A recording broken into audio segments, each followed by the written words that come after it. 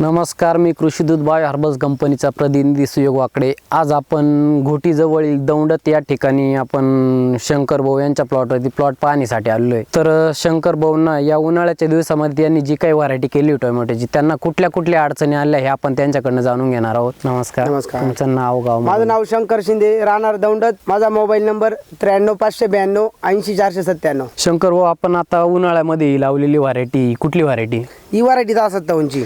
अच्छा, तर या 1057 व्हरायटीसाठी आपल्याला उन्हाळ्यामध्ये आपण केलेली आहे आता, तर त्याच्यात तुम्हाला काय काय अडचणी आल्या? याच्यामध्ये अडचण म्हणजे अशी फुलकूज, फळाची साईज न होणे आणि झाडाची हाईट नाही झाली, महत्वाचं म्हणजे बरोबर हा प्रॉब्लेम जास्त आहे। हां हां।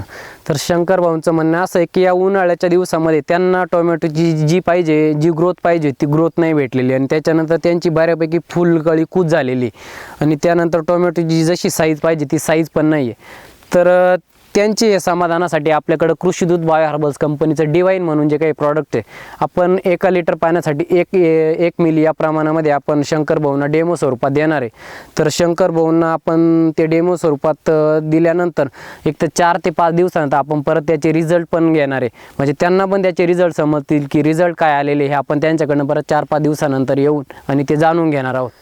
हे आपलं कृषीदूत बायो हर्बल्स कंपनीचं डिवाईन प्रॉडक्ट आहे, प्लांट ग्रोथ रेग्युलेटर म्हणून। तर आपण हे 1 मिलीनं आपण त्यांना वापरण्यासाठी देत आहोत, लिटरला 1 मिली या प्रमाणात वापरण्यासाठी आपण त्यांना देत आहोत। धन्यवाद। डिवाईन जे वापरलं आहे कृषीदूत बायो हर्बल्स कंपनीचं, त्या डिवाईनचे तुम्हाला काय रिपोर्ट वाटले? रिपोर्ट असा वाटला, झाड हिरो दिसून राहिले सध्या आणि मालाला चमक आली।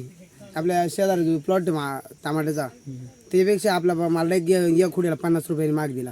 अच्छा, म्हणजे एकंदरीत रेग्युलर मार्केटपेक्षा मार्केटमध्ये तुम्हाला चमक आणि साईज असल्यामुळं मार्केट चांगलं भेटले। चमकून मालचा भाव जास्त भेटू राहिला। बरोबर बरोबर। म्हणजे डिवाईन फवारल्यानंतर तुम्हाला इतर मालांपेक्षा तुमच्या मालामध्ये चमक जास्त आहे।